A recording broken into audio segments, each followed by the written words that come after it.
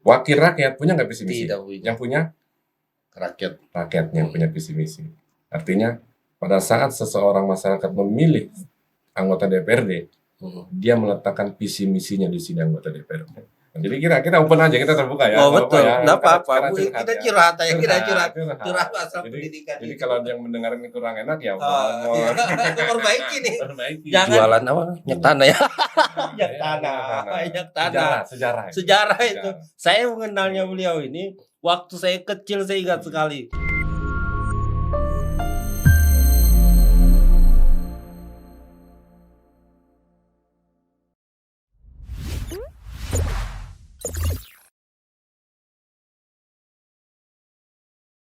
Assalamualaikum warahmatullahi wabarakatuh. Selamat pagi dan salam sejahtera buat kita semua. Kali ini kita kedatangan tamu yang luar biasa sekali lah. Ya, menurut pandangan kami ini, beliau ini di bidang politik, jenjang karirnya wah luar biasa. Kita banyak belajar. Saya pun pribadi banyak belajar kepada beliau, konsultasi apa segala. Karena sudah saya bilang di atas 3 kali lah, di atas 3 kali menjadi anggota dewan itu sangat luar biasa sekali. Nah, kita langsung saja sama, saya biasa panggil Kanda ini. Apa kabar Kanda? Kabar baik. Inilah Kanda Rudi. Rudi Mayongsong, Pak. Mangunsong. Kalau dulu saya kecilnya itu ingat saya jualan apa? Minyak tanah ya. Minyak tanah. Sejarah itu. Saya mengenalnya beliau ini waktu saya kecil, saya ingat sekali. Beliau ini mau melihat beliau ini kalau kita beli minyak tanah samping Jalan Manunggal ya. Depan SD 07 sekarang SD 12 dulu. SD 12 dulu. Dulu SD 12. Sekarang SD 07. Jalan APT. Kalau jalannya tetap kan? Masih tetap APT Purwokerto. Jadi Jalan Manunggal sampingnya sini. Ya. Rasanya kalau orang-orang lama di Bura pasti tahu. Penjual minyak tanah. Pasti tahu nama. Saya kaget penjual tanah menjadi anggota dewan. Luar biasa itu. Panggilannya apa itu, Bang? Ya selesai sekolah memang tertarik ya. Panggilan berarti. Gak boleh tahu, Bang. Sebelum melangkah jauh, kita mau tahu nih sekolahnya mulai SD, SMP, SMA, kuliahnya. Gak apa-apa tuh Bang ya? Gak apa-apa. Oh ya. Nggak ada yang kita rahasia. Oh ya, itu yang asik ya. Suka tahu ya. Oh Bang, open aja. Kita buka aja. Tapi jangan telanjang. Oh ya. Gak enak. Seksi itu yang bagus gimana telanjang. Oke, lanjut. Ya, assalamualaikum warahmatullahi wabarakatuh. Selamat pagi dan salam sejahtera buat kita sekalian. Baginda saya ini luar biasa. Dengan curhat Ferry bahagia. Ya. Nah, luar biasa. Kebetulan saya kenal dengan Bang Ferry ini cukup lama sekali. Jadi kalau dibilangin beliau ini sudah malang melintang di dunia media memang seperti itu. Dan hari ini ya saya merasa bersyukur bisa berdiskusi hadir di sini dengan Bang Ferry. Nah, jadi sedikit mungkin ya biografi saya. Saya kebetulan orang tua itu Sumatera Utara, ibu Betawi asli. Oh, ada ya Betawinya. Betawi asli. Bapak Medan, itu nama saya melengkap Mangunsongnya. Mangunsongnya itu Medan. Jadi nama Rudi itu dari Betawi. Kalau nenek saya. Rudi. Ini. Itu zaman-zamannya Rudi Hartono dulu, tahun 74. Oh, itu yang bikin nama Rudi itu. Wow. Rudi Hartono. Jadi itu kakek saya kasih nama Rudi Hartono lagi zaman-zamannya pemain bulu tangkis. Tapi saya nggak bisa main bulu tangkis, Bang. Gitu. Buatnya nanti ada titisannya. Jadi kebetulan lahir tahun 74. Umur 2,5 tahun dibawa bapak ke sini. Oh, tugas apa? Bapak dulu di Sumber Sejahtera. Kayu Sumber Sejahtera. Jadi dari tahun berapa itu? Pokoknya setelah saya lahir 2,5 tahun. 74, 77 berarti ya. Oh, saya belum lahir. Belum lahir ya? Saya 78. Berarti tua saya ya. 77. Jadi itu langsung ke Lati sana. Oh, perusahaannya di Lati sana ya, perusahaan kayunya ya. Di Lati. dilatih. Jadi ingat saya ibu saya itu, wah ini habis dari Jakarta langsung dibawa ke hutan ini, jangan mau bawa ke mana pedalaman, bingung. Ibu Ya, ibu sampai nangis naik perahu kecil itu ke dalam. Ya, syukur di sana pas masa sekolah saya SD masuk di SD Sudarso di sekarang tuh SD WR Supratman ya. Oh, SD Katolik. SMA Aminuddin. Aminuddin ya, itu Aminuddin. SD tahun 80. 80. Kelar tahun 86. Mm. 86 saya di SMP 2. SMP 2 tanya pulau pada panjang memang pulau ya, panjang. pulau panjang. Terus SMA 1. Favorit. Nggak ada lagi. Itu Nggak ada satu lagi. favorit. PGRI nggak ada, Nggak SMA ada. lain nggak ada. Modal di situ. Ada dulu hanya SMEA dulu. Semuanya sampingannya. Sampingannya. Simpang situ memang. Jadi ya karena dulu nggak sesusah sekarang dengan zaman zonasi ya dulu sekarang Oh ini iya. dia nggak begitu repot dan begitu banyak peminat dulu kan. Di situ saya lulus tahun 92. 92 SMA. 92 SMA. Situ Keluar saya pergi kuliah. Di? Pergi kuliah di Jayabaya Jakarta. Oh, kembali ke kampung orang Kampung tua. saya di sini. Jangan bilang Jakarta kampung saya. Oh, kampung ibu berarti. Kampung ibu. Jadi 92 termasuk mahasiswa paling lama, Bang. Berapa tahun? 98 baru kelar. Wih. 92 6 tahun ya. 92 Fakultas Hukum itu kelar 98 bulan September. Nah, 98 September. Pas kerusuhan itu kita ada di sana 98. Oh, berarti kalau dibilangi ini sejarah kita ada di situ. Ada di situ ya. Kita ada di situ. 98 ya, aktivitas 98-nya. Pas kita ada di situ. Oh. Pembakaran kita juga ada. Aktif juga dari tahun 97 98. Nah, jadi karena kelamaan sekolah dari 92 ke 98 mungkin sarjana hukum paling lama kali ya. Karena kasihkan di jalan. Di jalan tuh ya tadi anak-anak mahasiswa ya kayak teman-teman sekarang lah, anak-anak muda mulai memandang politik itu saat ini sudah mulai membuka sebuah wacana pemikiran yang luar biasa. Oh, berarti kenal politiknya mulai dari Jakarta mulai dari situ, mulai dari pemikirannya canggih-canggih. Pemikirannya canggih-canggih ternyata dari Jakarta ini. Oh enggak juga, bukan lokasi, bukan tempat yang menentukan seorang gitu ya? untuk pintar berpikir. Artinya dia mau belajar, semua siapapun pasti bisa. Bang Ferry ini juga jago ke politiknya, cuma dia mengambil jalan yang beda. Jadi situ 92, 98 saya kelar. Ya dipanggil sama Pak. Balik sini. Sempat Bang, ngajukan lamaran ke pegawai negeri. Oh, sempatnya. 98. 98. Itu saya ingat kepala BKD-nya Ibu Rohaini. Oh, Bu Rohaini. Padahal 98 tuh nggak ada pokoknya orang mau kerja tutup mata tarik aja. Langsung kerja. Ya.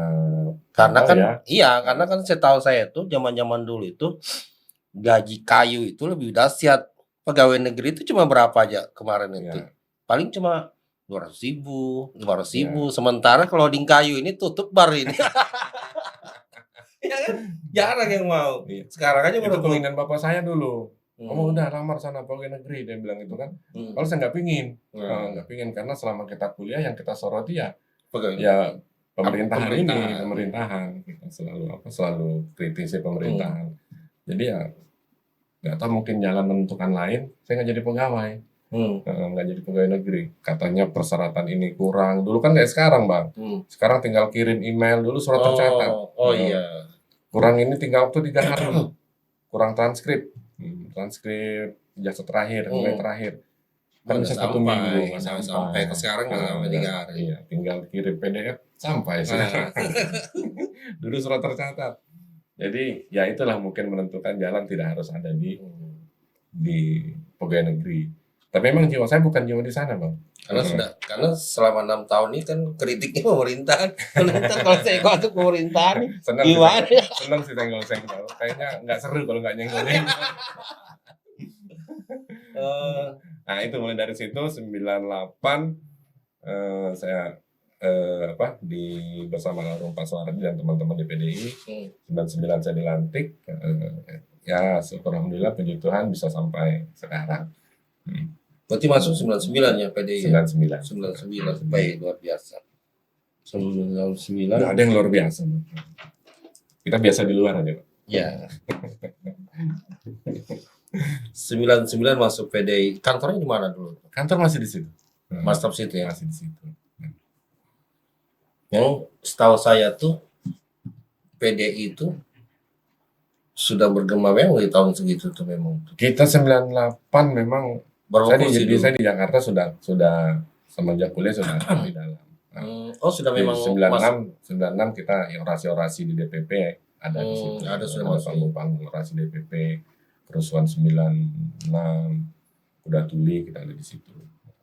Artinya memang saat itu memang yang namanya emosi dari sebuah masa tempatnya hanya di PDI dulu.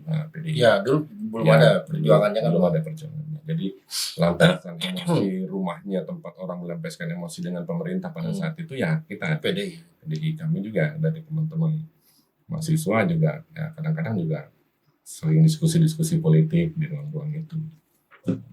Jadi masuk calegnya tuh tahun berapa tuh? Saya caleg tahun 98 akhir. 98 ya? 98 akhir. Pas ya 98 99 berarti masuk 99 KTA langsung caleg dia ya. Kalau dulu peringkat dia. Peringkat dulu. Ya kan? Peringkat. Berapa dapil dulu itu? Kalau dulu apa namanya? Nggak ada dapil. Jadi calegnya itu urut. Di urut 1 2. Nggak ada zonanya nggak ada. Nggak ada zona. Oh. Dia sistem tertutup. Ya dulu tertutup dia kan. Pokoknya nomor 1 jadi dia kan. Ranking 1 jadi, nomor 2 jadi. Mungkin karena situasi secara nasional memang saatnya menggema. Menginginkan. Ini perjuangan, ada sebuah perubahan dengan zaman reformasi. Ya, Bro juga kebagian kursi jadi 6. Sangkut lah yang tadi ini. Masa percobaan coba dulu ini sangkut ya kan. Lah, sangkutnya nggak jadi pegawai ya kan. Sangkutnya coba di sini sangkut. Sangkutnya di politik. 99 sampai sekarang berapa periode itu? Banyak ya. Pas yang itu. Banyak. Bayangkan tuh. Ini visioner memang ini. Bayangin dari 99 tuh. Ini sudah merit atau belum ini? Saya belum. Belum ya, masih bujang nih. Masih bujang. Jadi saya di situ bujang ada Pak Ripai. Itu masih bujang. Pak Ripai, Pak Mangkona Odang. Saya. Itu yang saya ingat, yang kami masih bujang-bujang. Oh, berarti sama-sama Pak Ripai ya? Sama-sama Pak Ripai. Sama-sama Pak Ripai. Sama almarhum Muharram. Angkatan Periode pertama. Jadi semua teman-teman sudah menginjakkan kaki ke pemerintah daerah ya. Kita masih sangkut di depan. Itu meritnya kapan tuh Bang? Maaf Bang. Setahun setelah pelantikan. Setahun setelah pelantikannya. Pelantikan. Sudah memang ya ketemunya kampanye. Oh, pas kampanye di sana ya, di Sega ya. Iya. Ini ada yang putih-putih. Kok pandangannya ke aku terus ini ya kan? Kayaknya kode ini. Putih-putih. Nah, kebetulan ya orang sana ya kita politik juga kan harus bisa melihat ke arah sana. Betul. Karena harus membesarkan di sana ya kan. Nah, orang sana juga ya. Jadi meritnya tahun 2000. Tahun 2000. 2000 ya. Tahun 2000. 99 bulan 99. Mantap kali. 99 bulan 9. Kalau anak sudah berapa? Anak 3. 3 sudah ya. Yang dengar ada kuliah di luar ya? Ada di mana? Di kedokteran. Dokterannya. Yang kemarin yang Paskibraka nasional. Kaltim. Masuk dia kan mewakili Kaltim ya. Paskibraka 2017. Ya mungkin menurut ini apa? Jiwanya ini kebangsaannya lah. Kalau mau tanya PDI itu lain memang ya, jangan kemana-mana. Mau tanya kemerdekaan, perjuangan, ini barangnya gitu. Kalau di Dewan sekarang tuh Komisi 1 ya Bang? Ya, benar. Oke. Komisi 1 pendidikan berarti. Pendidikan ya, pendidikan. Pendidikan, Pendidikan, kesehatan, tenaga kerja, kesehatan. pemuda olahraga. Pokoknya yang urusan-urusan inilah dekat-dekat dengan langit lah. Kalau bicara pendidikan di zona Abang gimana Bang sudah Bang? Jadi selama Abang apa namanya? Iya. Peningkatan ke apa segala. Jadi kita lihat pertumbuhan pendidikan di wilayah zona saya saat ini ya memang sudah bagus. Artinya kita tidak menutupi ya. Menutupi apa yang sudah dilakukan oleh pemerintah daerah selama ini. Bagus. Artinya itu pertama. Kedua, tinggal bagaimana kualitas dan mutu pelayanan pendidikan. Nah, artinya gurunya proses pendidikan itu kan tidak hanya sekedar sesuatu yang berjalan berjalan seperti mengajar selesai. Anak didik dikasih pelajaran selesai. Tapi harus ada indikator. Indikatornya apa? Bagaimana indeks prestasi IDM-nya. Nah, kualitas pendidikan kita, terus lulusan kita kompetitif nggak dengan dunia lain. Bagaimana kualitas pendidikan kita di hulu, di tengah maupun di kota ini gimana? Itu harus ada alat ukurnya. Indikatornya harus ada ya. Indikatornya harus ada. Artinya kenapa pendidikan itu modal utama Bang. Modal utama. Artinya Undang-Undang Dasar juga menyebutkan seperti itu. Harus mendapat pendidikan yang sama. Nah, apakah sekarang pemerintah daerah sudah bisa melakukan itu? Artinya kenapa? Saya sering kritisi di pemerintah daerah. Kenapa? Saya sering kritisi pertama. Dari saya pertama kali bersama almarhum Muharram itu di Komisi E. Di Komisi E dulu. Oh dulu ada ya? Iya, Komisi E.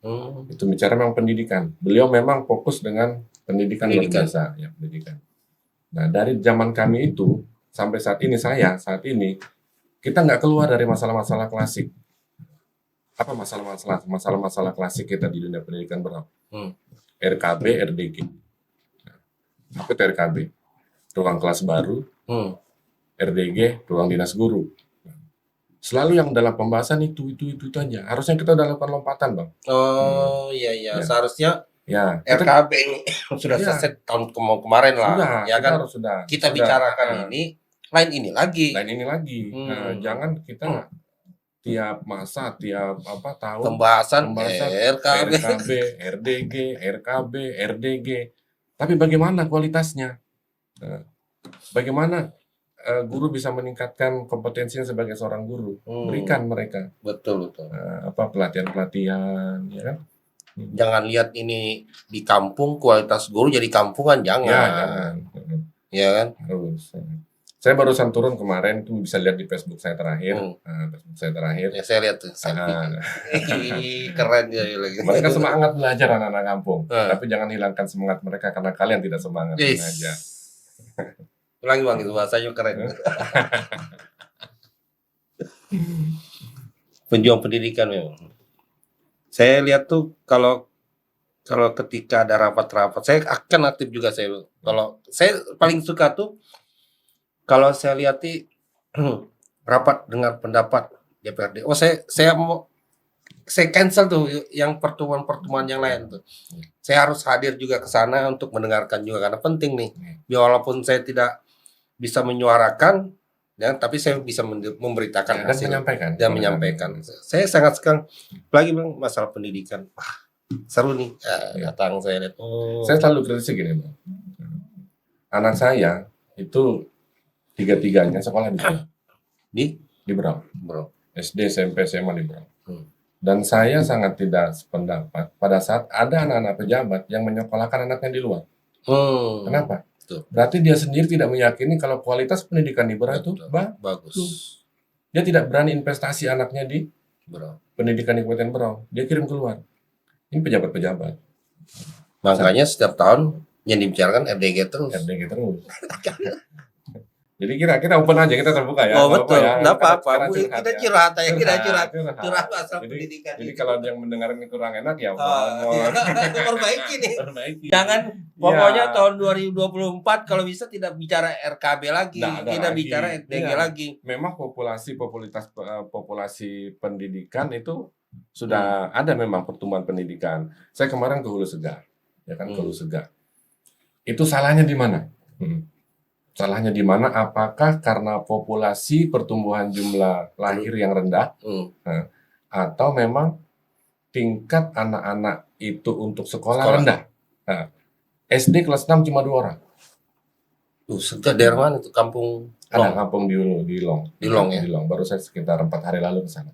Nah, 2 SD-nya kelas 6 cuma 2 orang. 2 orang. Nah, saya tanya sama guru, saya tanya sama masyarakat sana, kenapa tidak banyak anak-anak yang sekolah? Kelas 6-nya cuma 2, kadang 4 yang lulusan gitu kan. Padahal usia pendidikan usia pendidikan kelas 6 itu, usia mereka itu mungkin banyak. Nah, itu tadi kita kasih edukasi, kita mintalah kepada tokoh adat, tokoh agama, termasuk guru-guru, ya kan? Uang itu bisa habis. Uang atau materi itu bisa habis. Artinya jangan sampai ya anak-anak kita sudah bisa kerja, kita lupakan pendidikannya. Artinya kenapa? Ini harus semua pihak harus turun tangan, harus bekerja. Berarti harus kerja keras. Mau dia dari dinas pendidikan, jangan membiarkan. Ini ada masalah sebenarnya dalam dunia pendidikan di daerah-daerah. Artinya yang saya tangkap ini usia di kelas 6 SD ya. Itu 12 tahun ya. 12 tahun. Seharusnya dia tuh sekolah, menimba ilmu. Ini di luar cari uang. Nah, mungkinan ya. Karena kalau dilihat banyak kelas-kelas loh, kok yang sekolah cuma 4 orang, yang keliaran umur 12 tahun nih, banyak. Iya. Memang harus turun, kalau dinas-dinas harus turun. Ya. Apa sumbernya? Apa masalahnya? Ya. Itu saya bilang tadi, pendidikan itu bukan saja sekedar sesuatu yang berjalan normatif, proses belajar, mengajar, tapi outputnya, benefitnya, income-nya itu apa? Nah, harus ada indikatornya untuk ukurnya. Jadi kalau kita hanya proses normatif belajar, guru datang mengajar, murid datang diajar, jam pulang selesai, nggak ada. Nguap gitu aja nih. Iya, nguap gitu aja. Sian juga. Iya. Padahal siapa tahu dari kampung itu bisa lahir seorang menteri, bisa lahir seorang presiden, bisa lahir seorang bupati, bisa lahir seorang anggota DPRD, bisa lahir juga seorang jurnalis kayak Bang Ferry dan teman-teman. Betul. Jangan pikir lihat ini orang kampung, jangan. Pemikiran tuh kan kalau diasah betul-betul, dibina betul-betul, dia daerah mana tidak peduli dia. Ya kan? Dan itu sudah dibuktikan, ya kan? Ya. Sayang. Ya, itu memang. Jadi saya pesan kepada teman-teman di OPD terkait, dinas terkait, ya proses pendidikan itu tidak hanya dalam proses belajar dan mengajar. Tapi gurunya gimana? Kendala guru? Ya mereka semangat belajar, tapi jangan hilangkan semangat mereka karena kalian tidak semangat. Itu lagi bahasanya. Mereka. Nggak ada alasan lagi, nggak ada jaringan. Nggak ada alasan lagi kami nggak punya signal. Sudah ada sana ya? Ya, ada. Ada ya? Walaupun ya tidak sekencang. GSM. Ya. Geser dikit mati. Jaringannya GSM. Geser dikit mati. Aduh, coba tidak dikorupsi, Bang. Bagus kita di sana. Aduh. Ini apa lagi pertanyaannya ini dari tim kita ini? Sama pendidik kesehatan juga, itu bidang kami kesehatan. Ya, bidang kami kesehatan. Saya selalu sampaikan kepada teman-teman di dinas apa gitu. Puskesmas kita di 13 kecamatan tuh bagus. Nah, bagus. Cuma kenapa? Masih banyak yang merujuk. Di Segar itu sudah standarnya sudah bagus tuh. Bangunannya bagus. Bangunannya aja. Ya mungkin bukan bicara Segar atau apa. Ada beberapa 13 kecamatan kita yang memiliki sarana prasarana puskesmas. Ini kita tidak bicara Segar aja, termasuk Talisayan. Dari saya sudah rumah sakit Pratama, tapi ada tumpang lagi dengan puskesmas induk yang ada di kecamatan-kecamatan, ya kan. Nah, artinya puskesmas itu jangan hanya berbicara fisiknya saja. Nah, jangan berbicara sarana prasarana bangunannya aja bagus. Bagaimana kualitas daripada Pelayanannya. mediknya. Jadi begini, orang sakit memang dibiayai oleh pemerintah, ya kan. Yang jaga, kalau dia dirujuk ke Tanjung hanya sekedar diare biasa, hanya sekedar apa dirujuk ke Tanjung karena nggak ada obat, dirujuk ke rumah sakit. Pasien mungkin ditanggung hal yang menyangkut biaya pengobatan dan apa. Yang jaga di depan rumah sakit apa yang gratis, Bang? Oh, bayar. Apa yang gratis yang Bang sebutnya? Parkir bayar. Bayar, parkir bayar. Nggak ada gratis Ada kayaknya. satu. Sholat. Masjid yang gratis. Ke masjid aja gratis. Masjid yang gratis. Oh, duduk gratis Yang itu. lain 24 jam semua. gratis, yang lain bayar. Artinya kenapa? Tingkatkan kualitas pelayanan pendidikan, pelayanan kesehatan di puskesmas untuk mengurangi rujukan. Iya, saya dengar gitu. Dikit-dikit mencret rujuk. Nah. Padahal kan kalau mencret aja kan nggak perlu rujuk. Di situ ada, dokter ada. Hebat juga saya bilang. Memang saya dapat ini juga, keluhan juga daripada mereka yang di rumah sakit ini kan. Aduh, kami ini bingung juga, dia bilang. Bingung kenapa? Oh, gimana ndak bingung, Per? Ini kan sakitnya kan bukan urgen. Tiba-tiba kami cek, loh sakit ini aja ngapain dirujuk? Nah, Bang Peri juga tahu kan? Iya, saya ada dengar. Tiba-tiba nanti kami lagi yang disalahkan. Penuh dia bilang. Nah, bagaimana ndak penuh kalau mencret aja yang pusing apa segala dirujuk di sini, dia bilang. Nah, bisa terjadi rujukan kenapa? Saya coba pelajari. Kenapa pasien terjadi rujukan? Nah, itu karena pertama mungkin obat habis. Kenapa obat habis? Nah, kita juga minta kepada pihak-pihak perusahaan yang berinvestasi di wilayah-wilayah kecamatan, tingkatkan mereka punya poliklinik. Nah, bisa tuh ya. Pihak ketiga masuknya. Artinya karyawan perusahaan yang memiliki karyawan ribuan, ya dia punya poliklinik harus representatif. Nah, sekarang jadi masalah gini, pada saat ada karyawan yang bukan berdomisili Berau, pada saat dia sakit dirujuk ke rumah sakit puskesmas di dalam wilayah kecamatan itu, kan otomatis dia akan memakai kuota obat masyarakat yang ada. Nah, pada saat ini ribuan, jatahnya nama orang Berau dipakai. Mungkin jatahnya orang yang terakumulasi dengan sistem bahwa kebutuhan obat dalam 1 tahun dengan terdata sebagai penduduk wilayah kecamatan itu, ya kan. Nah, pada saat di sini juga banyak yang sakit, karyawan yang ribuan ini sakit, ternyata pelayanan kesehatan di perusahaan-perusahaan tidak maksimal, akhirnya turun ke beban ke daerah, beban ke puskesmas daerah, beban ke rumah sakit daerah. Padahal sudah dihitung kebutuhan rumah sakit daerah ini sesuai dengan yang berKTP pendudukan Berau sekian, 1.000, anggapnya 1.000. Ya.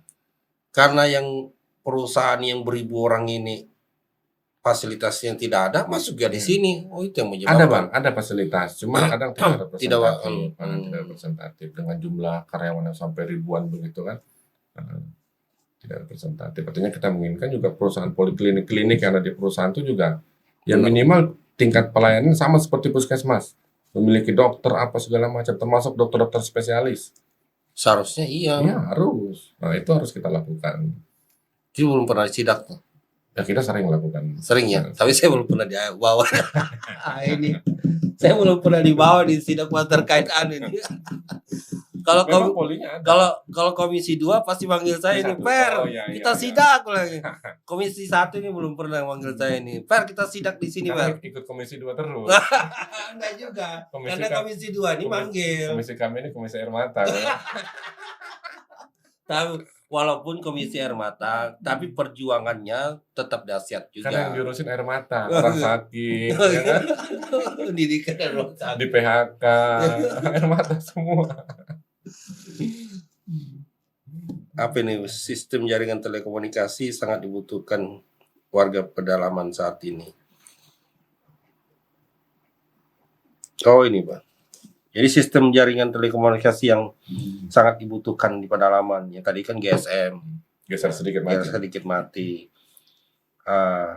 Pak Rudi suka berkebun, niat menjadi pengusaha sawit, warga pedalaman khusus warga lokal, berpersen diterima perusahaan yang jadi ada dari tim ini, ada pertanyaan tim ini, Gersa sedikit mati itu kan sudah, kalau kemarin kan jauh tuh dari signal sedikit, sekarang Ya. ini sudah ada lah, walaupun geser sedikit mati. Ini pertanyaan tim ini, Pak Rudi sudah jadi pengusaha sawit kayaknya nih. Ada Bang, 1 hektar. Ada lah. Tetap harus ada, Ya. ya kan? Karena kalau saya lihat kan kita memberikan himbauan kepada masyarakat, tanam sawit, tanam sawit. Nanti kalau ditanya balik, Pak Rudi mana? Oh iya, saya ada 1 hektar. Ya kan? Panennya ya 10 hektar.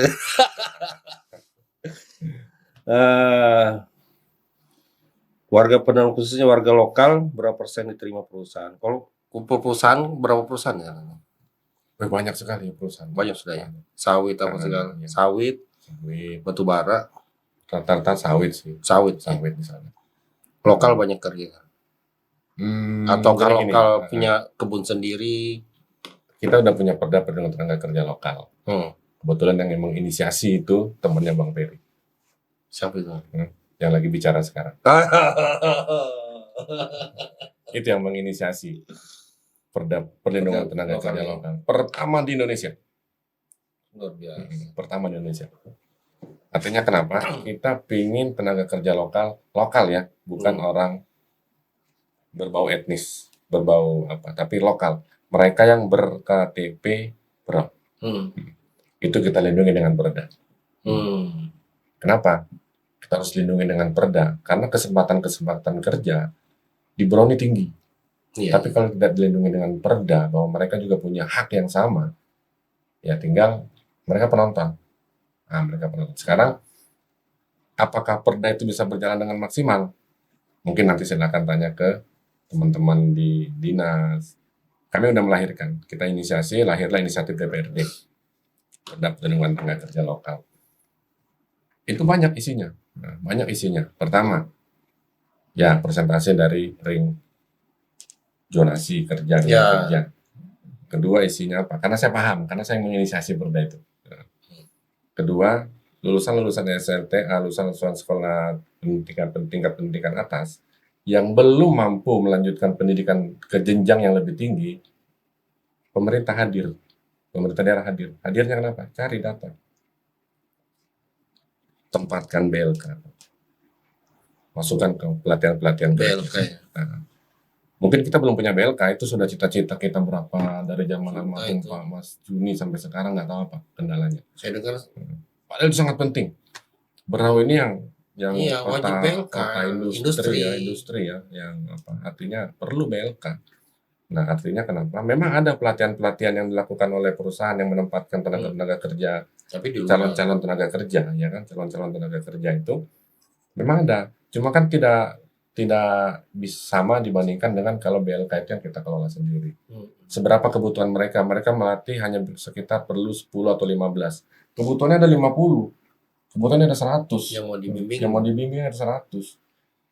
10, 20 satu kecamatan kan nggak ketemu. Itu pertama. Terus kenapa kita juga kencangkan tenaga kerja lokal?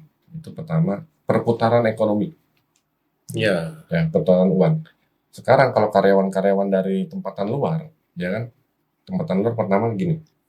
Dia tinggal di mes. Ya kan? Tinggal di mes. Makannya di mes. Utang rokoknya di mes, potong. Nah, cutinya keluar. Banyakan cuti.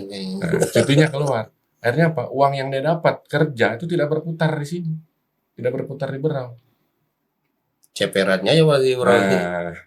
Maksud kita itulah fungsinya perda tenaga kerja lokal tadi. Kenapa kita mengefektifkan seefektif mungkin peran tenaga kerja lokal itu bisa diterima seluas-luasnya di dalam rekrutmen tenaga kerja.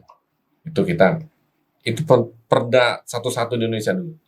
Pertama ya inisiasi. Baru ngikut Kukar apa beberapa macam daerah. Beberapa daerah-daerah industri pun itu pernah berdiri sama kita, pernah belajar sama kita. Kesini dia. Masuk akal. Kalau kita bicara BLK, kayaknya tahun ini tuh nggak tahu. Ya mudah-mudahan kita Katanya bangun sih. dari mimpi. Kata, Mimpi terus membangun BLK. makanya sudah banyak berharap. Ya, mudah-mudahan dengan ini pemerintahan Ya. yang ada boleh mewujudkan lah, karena itu kebutuhan dasar untuk seorang calon tenaga kerja karena diberikan pelatihan. Kalau saya ngikutinya BLK ini sudah prosesnya sudah lahannya di Sambalio. Kelanjutannya belum tahu. Kelanjutannya belum tahu, gedungnya belum tahu. Katanya sih sudah Sambalio katanya. Ya kan? Lahannya ada sudah lama. Lahannya sudah lama. Entah kenapa. Apakah berbicara kewenangan, bukan kewenangan. Bukan kewenangan bukan berarti tidak diurus. Oh iya betul. Ya. Harus diurus. Saya bingung juga. Ketika dia bilang lahannya sudah ada, kami wartawan belum ada yang sama sekali. Harus wartawan, seingat saya, setahu saya, kami belum pernah diajak ke lokasi. Saya tahu lokasinya, kebetulan dekat dengan tanah saya. Semoga bisa terwujud lah ya. Ya itu bukan keinginan Harus. saya, itu keinginan kita Warga, semua, masyarakat Berau, betul. Itu pemerintah daerah harus bisa mewujudkan dalam tempo yang sesingkat-singkat. Wis. Merdeka. Kalau sudah harus singkat-singkatnya. Cirikan. Menarik sekali, ya kan? Sebagai kayaknya kita sudah di ujung-ujung nih, Bang. Ya. Karena kita dibatasi waktu juga cuma 60 menit aja nih, Bang. Nggak terasa ya? Nggak terasa. Nggak terasa. Pertanyaan masih banyak, ya kan? Mungkin nanti jilid 2, jilid 3 gitu, Bang. Sebenarnya masih banyak di sini. Masih banyak. Karena Jadi bukan kami itu DPRD, itu sebenarnya hanya menyuarakan, bukan suara kami sendiri. Betul. Hanya menyuarakan. Ini masih calon kan? Ya, sementara masih masih calon kayaknya. Masih mau memperjuangkan ini. Ditugaskan oleh partai. Tugas ke partai ini. Dan petugas partai. Ya, petugas partai. Petugas partai. Petugas partai. Karena yang bisa memPAW anggota dewan cukup memang partai. Kan kita petugas partai. Berarti itu petugas partai ya, petugas partai. Oke lah. Oke, Kanda, karena ini sudah di ujungnya, kita bicara tadi masalah pendidikan, masalah kesehatan, ya kan? Ada juga masalah ya kok geser dikit mati, ya kan? Kami minta karena juga Kanda masih maju, ya kan? Masih mau menyuarakan hak-hak masyarakat Kabupaten Berau, ya kan? Ya kami persilahkan buat Kanda 1-2 kata lah. 1-2 kata ya merdeka. jangan. Apa nih Kanda? Jadi gini, saya untuk curhat Bang Ferry bagian. Jadi saya 5 periode jadi anggota DPRD tidak punya visi misi. Tidak punya visi. Saya tidak punya visi misi sebagai anggota DPRD. Mungkin bingung kan? Kenapa? Yang punya visi misi itu presiden. Dan wakil tidak punya visi misi. Ya kan? Gubernur punya visi misi, wakilnya tidak punya visi misi. Bupati punya, wakilnya tidak punya. Wakil rakyat punya nggak visi misi? Tidak punya. Yang punya rakyat yang punya visi misi. Artinya pada saat seseorang masyarakat memilih anggota DPRD, dia meletakkan visi misinya di sini anggota DPRD yang terpilih. Jadi itulah yang diperjuangkan. Artinya saya sebagai anggota DPRD tidak sama sekali punya visi misi, tapi visi misi teman-teman yang mempercayakan pada saat masuk ke TPS, memilih caleg-caleg yang dianggap percaya, artinya menitipkan visi misinya itu ada di pundak setiap caleg yang akan terpilih nanti. Oke, itulah 1 kata dari Kanda kita, senior kita di politik Kabupaten Berau. Jadi wakil rakyat itu tidak ada visi misi, yang ada itu masyarakat yang punya visi misi yang akan dikasih emban kepada wakilnya itu wakil rakyat. Semoga tahun 2024 akan terpilih lagi Kanda Rudi di Dapil 2. Cukup sekian dari kami, Curhat Bang Peri Bahagia. Assalamualaikum warahmatullahi wabarakatuh. Mereka Merdeka.